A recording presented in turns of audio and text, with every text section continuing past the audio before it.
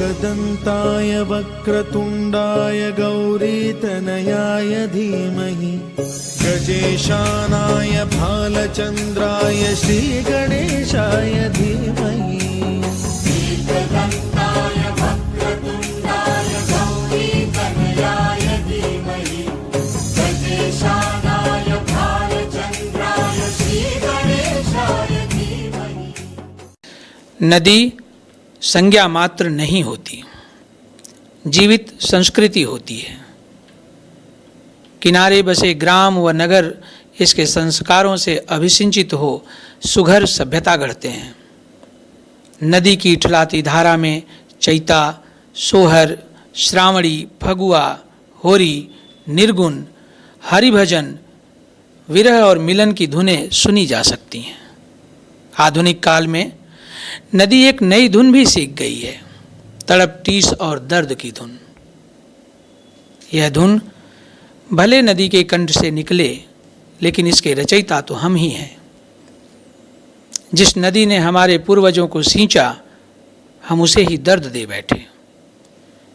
जिसने हमारी प्यास बुझाई, जिसके जल से आचमन कर ऋषियों ने सिद्धियां प्राप्त की, प्रभु श्री राम ब्रह्मर्षि विश्वामित्र के साथ राजकुमार राम के रूप में जिसके किनारे किनारे पयादें चले, जहाँ प्रजापति दक्ष ने यज्ञ किया, लोक मान्यता के अनुसार यज्ञ के समय माता सरस्वती का जहाँ सोता फूट निकला, जिसके किनारे 20वीं शताब्दी में परमहंस बाबा ने तपस्या की, बाबा ब्रह्मचारी ने आश्रम बनाकर लोगों को सन्मार्ग पर चलना सिखाया, हमने उस माता से ही उसका पानी छीन लिया, उसकी धारा रोक दी। जिसके पानी से हमें जीवन मिला, हमने अपनी ही लालच में उसका जीवन छीनने का जतन कर दिया। जिसकी धारा को चीर नावों ने 1 दर्जन से अधिक व्यापारिक केंद्रों को फलना फूलना सिखाया, महाराजगंज, बबुआ का घाट, खैर घाट, लाट घाट, बहवल घाट आदि घाटों को जिसने कभी चर्चित किया, सलोना ताल और नरजा ताल के पेट का पानी भरकर सुदूर देश की पक्षियों को जिसने आश्रय दिया, उसी को तिल तिल कर पानी बिना तड़पने को हमने छोड़ दिया। हमारी आंखों का पानी इतना मर गया, हतभाग्य। परंतु अभी प्राण शेष हैं मूल सरयू में। अपने बुजुर्गों की विरासत को हम सहेज सकते हैं। माता मूल सरयू को सदा नीरा बनाकर अपने आँखों के सूखे पानी को फिर से हम पा सकते हैं, फिर से अपने समाज को पानीदार बना सकते हैं। हम भगीरथ और अगस्त्य के वंशज हैं, जिनके संकल्प और तपस्या से धरती पर माँ गंगा और गोदावरी को अवतरित होना पड़ा। तो क्या हम अपने संकल्प और श्रम के बल पर माता मूल सरयू को उनका खोया वैभव भी नहीं दिला सकते?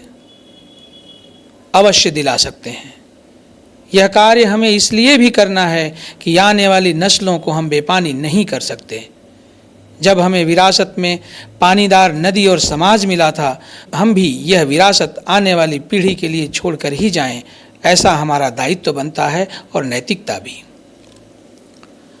नदियों के प्रति सम्मान तथा माँ का भाव और वृक्षारोपण, वृक्षों के साथ सामाजिक रिश्ता व उनमें देवत्व का दर्शन हमारा संस्कार रहा है। यह संस्कार कहीं छूट न जाए, टूट न जाए, बिखर न जाए, इसके लिए भी हमें सजग रहना है। देश के कोने कोने में इस विषय पर चिंतित आधुनिक ऋषि अपने अपने ढंग से इस कार्य को पिछले दशकों से करते आ रहे हैं। लोक दायित्व ने भी आजमगढ़ की विलुप्त प्राय नदियों को लेकर लगभग 3 वर्ष पूर्व अध्ययन प्रारंभ किया। सर्वाधिक शोधपरक कार्य मूल सरयू पर ही हुआ और इन्हीं को आधार बनाकर 29 दिसंबर सन 2018 को मूल सरयू बचाओ अभियान लोक दायित्व ने प्रारंभ किया। लोक दायित्व के तत्वावधान में मूल सरयू बचाओ अभियान के तहत 1 वर्ष में अभियानियों द्वारा अब तक क्या किया गया है, उसका क्या परिणाम रहा है, आगे की योजना क्या है, संक्षिप्त परंतु पूर्ण लेखा जोखा देने का प्रयास किया गया है। लोक दायित्व अपने अब तक के अनुभवों को आप सबके साथ साझा करने की सोच मात्र से ही विशेष का एहसास कर रहा है। जब आप इसे देख सुनकर अपनी प्रतिक्रिया व्यक्त करेंगे तो लोक दायित्व परिवार को इतनी प्रसन्नता होगी कि आभार के लिए संभवतः शब्द कम पड़ जाएं। नदियों का जल जीवन का आधार है। इसे आर्थिक संसाधन मात्र नहीं माना जा सकता। नदियां बचेंगी तो हमारी संस्कृति बचेगी। हमारी संस्कृति के साथ हमारे अतीत का साक्ष्य बचेगा। आइए हम सभी मिलकर पुनः भगीरथ प्रयत्न करें, तपस्या करें, श्रम करें और माता मूल सरयू सहित आजमगढ़ और देश दुनिया की विलुप्त हो रही नदियों की रक्षा में लग जाएं, क्योंकि जल रहेगा तो ही आने वाला कल रहेगा। नदी शब्द का सृजन प्रवाहित जल के नाद अर्थात आवाज के कारण हुआ है। सरसर की आवाज करने के कारण इसे सरिता कहा जाता है। आजमगढ़ जिसकी पौराणिक एवं ऐतिहासिक समृद्धि की गवाही शास्त्र तक देते हैं, यहाँ 1 दर्जन से अधिक नदियाँ अतीत में मुक्त रूप से प्रवाहित होती रही हैं। श्री सरयू जी आजमगढ़ की उत्तरी सीमा पर स्थित जनपद की सर्वाधिक बड़ी और सदा नीरा नदी हैं, जो आजमगढ़ और गोरखपुर की सीमा बनाती हैं। तमसा जी पौराणिक रामायण और रामचरितमानस भी सिद्ध करते हैं। तमसा तीर निवास किए प्रथम दिवस रघुनाथ।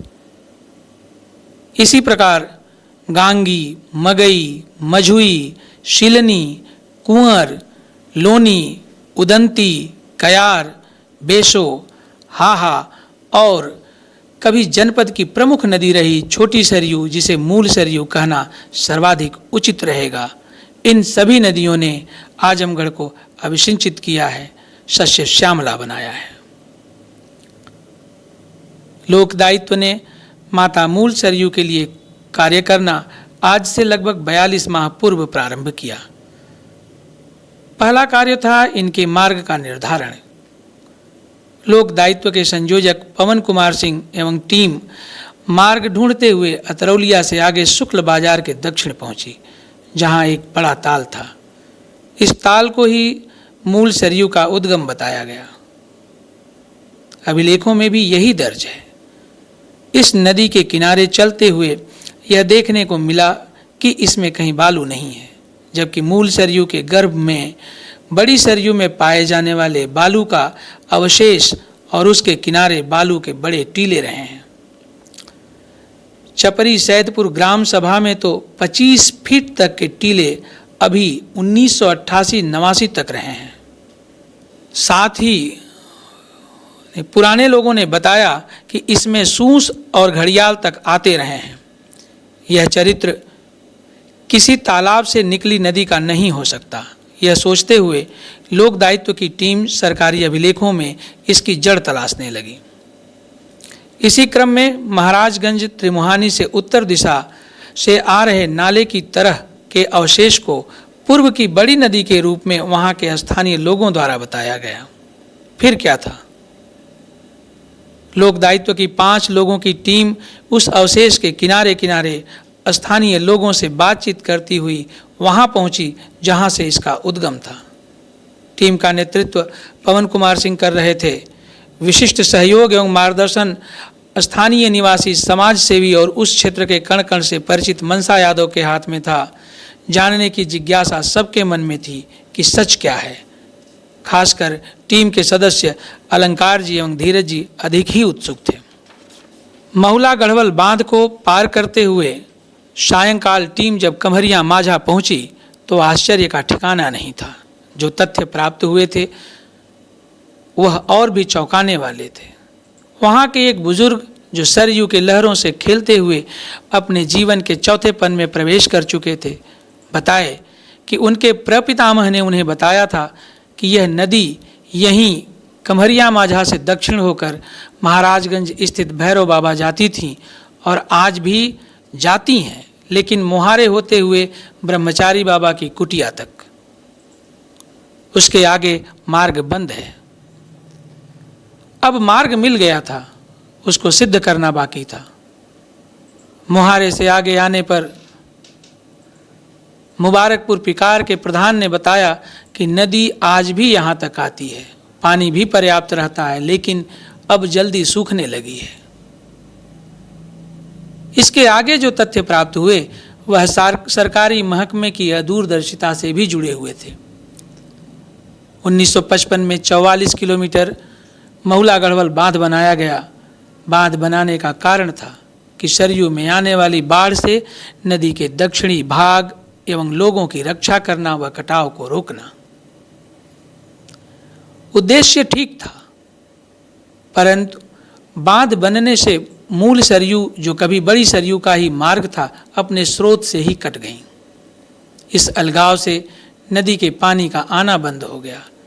हालांकि उस कालखंड में जल स्रोत पर्याप्त थे, पानी का दोहन इतना नहीं होता था। मूल सरयू से मिलकर संगम बनाने वाली पिकिया व मसड़ा के ताल से आने वाली नदी उन्हें सींचती रही। मूल सरयू से जुड़ी व बड़ी सरयू के अवशेष स्वरूप लगभग आधा दर्जन नदियां व नाले वर्षा के जल को एकत्रित कर अपना गर्भ भरते रहे। धीरे धीरे जल कम होता गया। लालची मनुष्य अपना विस्तार कर नदियों की जमीन छीनता गया, उसके किनारे के पेड़ों को काटता गया। परिणाम स्वरूप मूल सरयू कृशकाय होती गई। एक समय ऐसा आया कि मूल सरयू का एक बड़ा हिस्सा सूख चुका था। अब उसमें जलीय जीव जंतु नहीं रहे। जिस नदी के किनारे घाटों पर सुबह मातृशक्तियों की हंसी ठिठोली और बच्चों की किलकारियां गूंजती थी, साधु महात्माओं के भजन और मंत्र सुनाई पड़ते थे, वह सूने हो चुके थे। हद तो तब हो गई जब नदी की जमीन पर कब्जा कर कृषि होने लगी। साबितपुर जैसी बाजार जो नदी के किनारे बसी थी, उसने भी नदी पर ही मकान बना लिए और नदी की जमीन हड़प ली। नदी क्या करती? माँ जो ठहरी। उसके बच्चे जैसे खुश थे, उसी में उसकी भी प्रसन्नता थी। लोक दायित्व इस पीड़ा को अनुभव कर रहा था कि माँ की ममता उसके क्षीण होने का कारण है। अद्भुत संयोग बना। लोक दायित्व के प्रतिनिधि के तौर पर पवन कुमार सिंह को श्री राम सांस्कृतिक शोध संस्थान दिल्ली के वार्षिक अधिवेशन 2018 में किष्किंधा जाना हुआ। इसके सूत्र संचालक श्री राम अवतार शर्मा जी के उद्बोधन एवं शोध ग्रंथ से पता चला कि मूल सरयू के किनारे ही ब्रह्मर्षि विश्वामित्र के साथ श्री राम लक्ष्मण यज्ञ की रक्षा करने सिद्धाश्रम गए थे। इस पौराणिक व प्रमाणिक स्थिति ने लोक दायित्व के सदस्यों को प्रेरित किया कि माता मूल सरयू को उनके दिन लौटाने हैं। लगातार 2 माह के चिंतन मनन के उपरांत भैरव बाबा धाम पर ही 30 दिसंबर को पहली पंचायत हुई, जिसमें आसपास के अधिकांश लोगों का आना हुआ।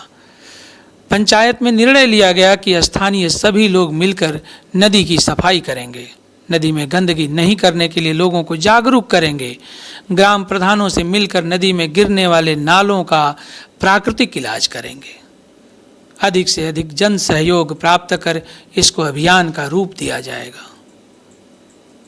ऐसा ही हुआ। पहले दिन करीब 10 लोग ही माता मूल सरयू को प्रणाम कर उनसे अनुमति लेकर नदी में प्रवेश किए।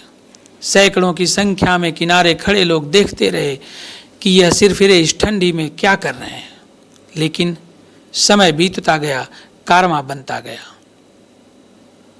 लोग गोरखपुर से आए, वाराणसी से आए, यहाँ तक कि छत्तीसगढ़ से राष्ट्रीय गौ कथावाचक के साथ पूरी टीम का आना हुआ।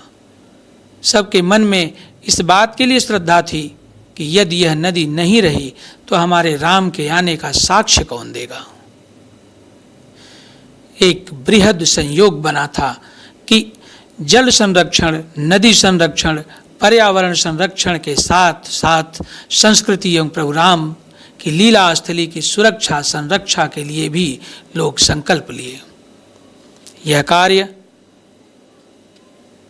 कई उद्देश्यों की सिद्धि एक साथ कर रहा था। 25 सप्ताह के अनथक मेहनत, 3200 घंटे मानव श्रम, 150 घंटे मशीनी श्रम, लगभग 450 ट्राली कचरा निकालने के बाद भैरव धाम के सामने मूल सरयू नई हो गई थी।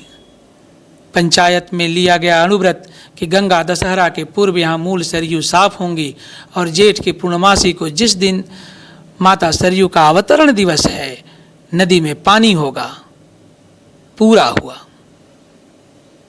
लोक दायित्व के साथ ही साथ स्थानीय लोगों की प्रसन्नता का पारावार नहीं था, लेकिन इस प्रसन्नता में 4 चांद तब लग गया जब माता सरयू के प्रकट दिवस जेठ की पूर्णमासी को लोक दायित्व के तत्वावधान में रघुभूमि से तपोभूमि तक की यात्रा श्री अयोध्या जी से चलकर भैरव बाबा धाम पहुंची और सायंकाल वाराणसी के महापंडितों के द्वारा माता सरयू की आरती की गई।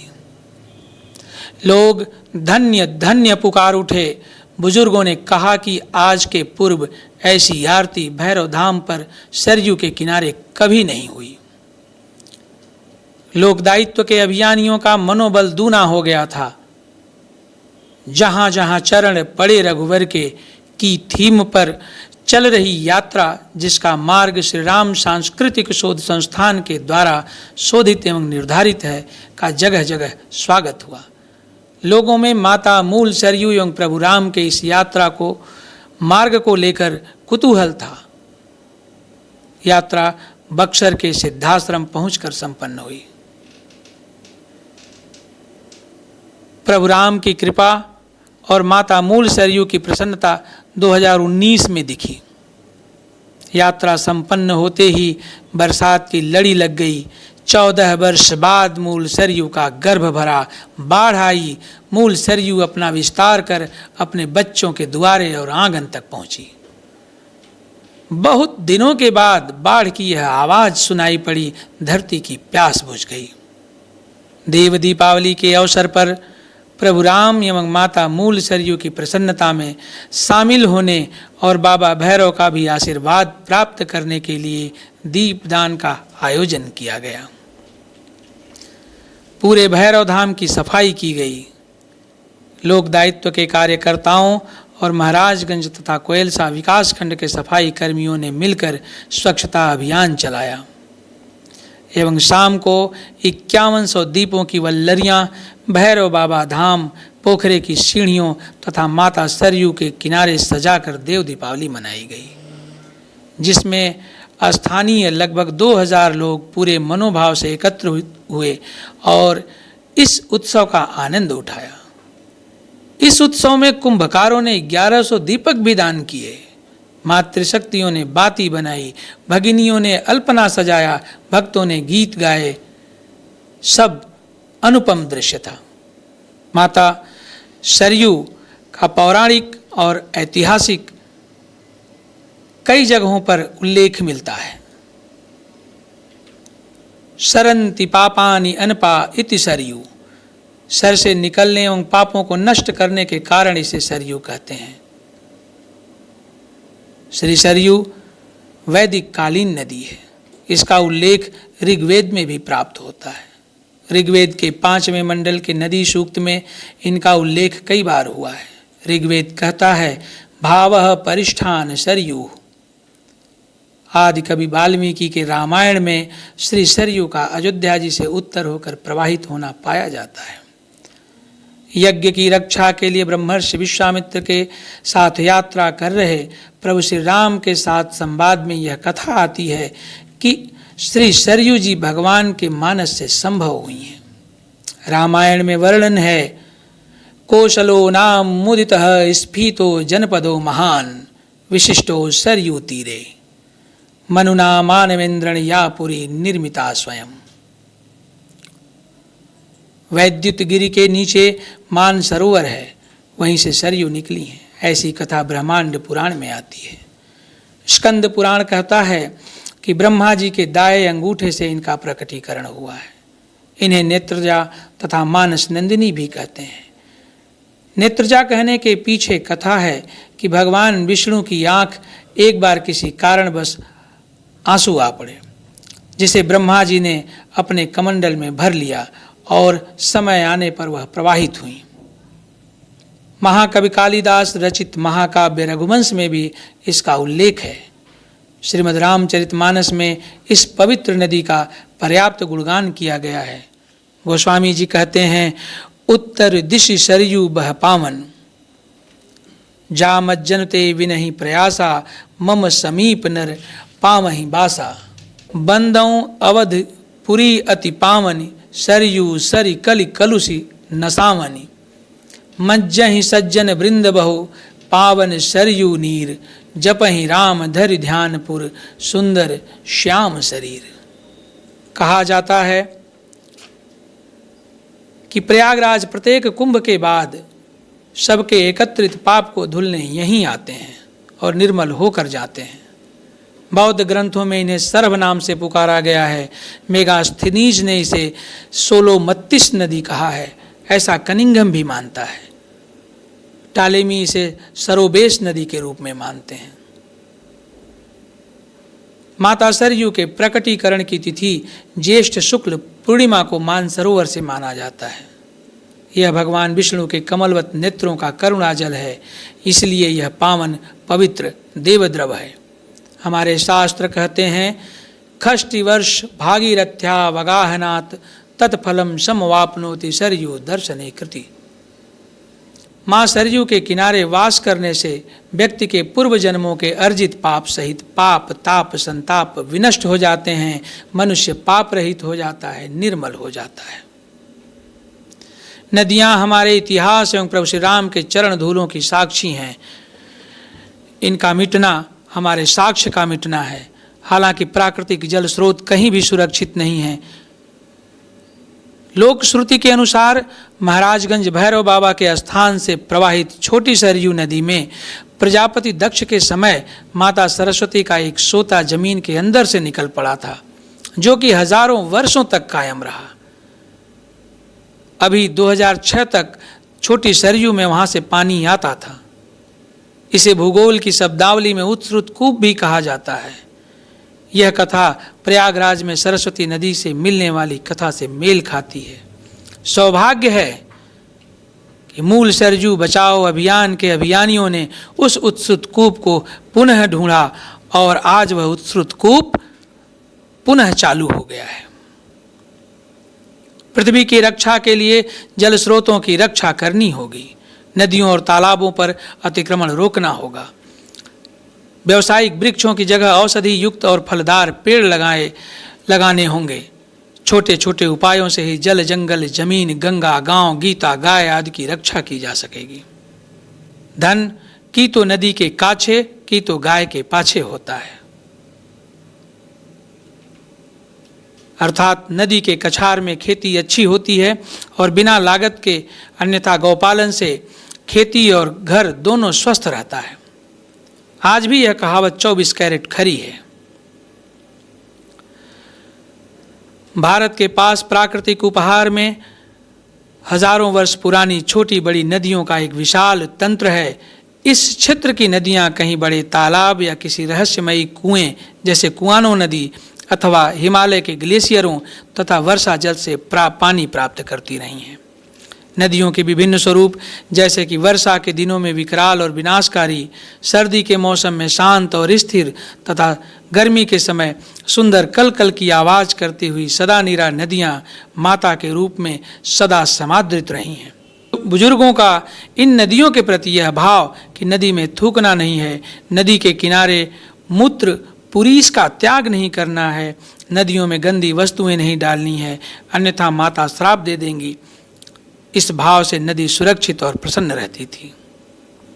बाढ़ विनाशकारी जिन अर्थों में होती है, उन्हीं अर्थों में उतनी ही लाभदायक भी होती है। इसका मात्र अनुमान लगाया जा सकता है कि बाढ़ का पानी अपने साथ फसलों के लिए उपजाऊ मिट्टी ले आता है। बाढ़ का पानी सभी ताल तलैयों गड्ढों पोखरों एवं छोटे नदी तंत्रों को पनवट कर देता है, अर्थात पानी से लबालब भर देता है, जिससे वर्ष भर पानी किसान और जानवरों की पहुंच में बना रहता है। जमीन का जल स्तर भी बना रहता है। जबकि बाढ़ का पानी नियंत्रित कर देने से बाढ़ पीड़ित क्षेत्र को अधिक नुकसान उठाना पड़ता है तथा बचाए गए क्षेत्रों में पानी का अकाल प्रारंभ हो जाता है। धीरे धीरे जमीन प्यासी रहने लगती है। किसान अधिक उत्पादन के लिए रासायनिक उत्पादन उर्वरक की मात्रा बढ़ाते हैं धरती की प्यास बढ़ती जाती है, बोरवेल से अधिक मात्रा में सिंचाई करनी पड़ती है, जल का दोहन बढ़ जाता है और एक दिन सरकार उस क्षेत्र को डार्क जोन घोषित कर योजनाएं प्रारंभ कर देती है। अभियंताओं की दूरदर्शिता ने छोटी सरयू के अस्तित्व पर जो ग्रहण लगाया है उसकी भरपाई करना कठिन है, परंतु अभी समय है। यदि बाबा ब्रह्मचारी के पूरब छोटी सरयू नदी के मार्ग को अवरुद्ध करने वाले बांध पर चैनल लगा दिया जाए तथा नदी के मार्ग को कब्जाधारियों से मुक्त कराकर साफ बना दिया जाए और बाढ़ के समय जल वितरण किया जाए तो यह नदी पुनर्जीवित हो सकती है। अभियंताओं की इस प्रकार की दूरदर्शिता से होने वाले पर्यावरणीय नुकसान का अंदाजा लगा पाना आसान नहीं है। असंतुलित जल भराव, जल का अभाव, लवणता, जमीन के बंजर होने का खतरा, उत्पादन के लिए रासायनिक उर्वरक का प्रयोग, प्यासी जमीन के लिए अधिक पानी की आवश्यकता और उसकी आपूर्ति न हो पाना, ये सब पर्यावरणीय नुकसान हैं। नीति निर्माताओं ने नदियों के महत्व को लालच के चक्कर में कभी स्वीकार नहीं किया। सदैव नदियों के जल ग्रहण क्षेत्रों, बाढ़ वाले तथा तटीय क्षेत्रों व नदियों के बीच के पारिस्थितिकी तंत्र को अनदेखा किया, जबकि सामाजिक एवं पारिस्थितिकीय संतुलन बनाए रखने के लिए नदियों का न्यूनतम प्रवाह होना ही चाहिए। नदी वेगेन शुद्धति, ये हमारे शास्त्रों का सूत्र है, लेकिन समस्या है कि अभी हम न्यूनतम प्रवाह की कोई परिभाषा नहीं बना पाए हैं। आइए हम यह समझें कि नदियों का जल जीवन का आधार है।